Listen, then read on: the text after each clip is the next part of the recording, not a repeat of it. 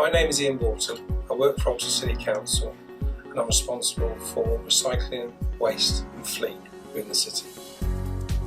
I've been involved in fleet for about 30 years, particularly in waste for about 7 years. My responsibilities are the recycling and waste service, both commercial and domestic, and Oxford City Council's fleet of vehicles and plants. At Oxford City Council we operate around about 320 road registered vehicles and around about 400 pieces of plant and trailers and equipment. On the waste fleet of vehicles we have various elements of technology. We have binway. On the beta bin lifters we have chassis way. We also have CCTV cameras. We have vehicle telematics with live data going to the drivers and back to the office. On my waste vehicles I have VWS or vehicle weighing solutions, EnviroWeigh on the binway system, which allows us to monitor clients and customers' waste that we're collecting from them, so it allows us to manage our business more effectively. We have loadway on the chassis, so keep the drivers are aware that what loads they're carrying. We've also on some of the lighter vehicles got VOPS, which is a vehicle overload protection system.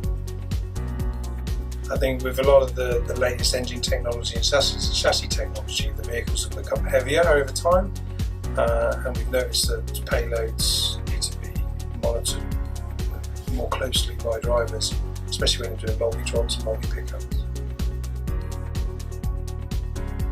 The drivers have been very positive about the solution, that they find that VOPS gives them the information they need to be able to operate safely. EnviroWeigh has given us the opportunity to identify those customers who are effectively costing us money because their bins are too heavy, and those customers who are good customers to a certain extent where the weights are not so heavy.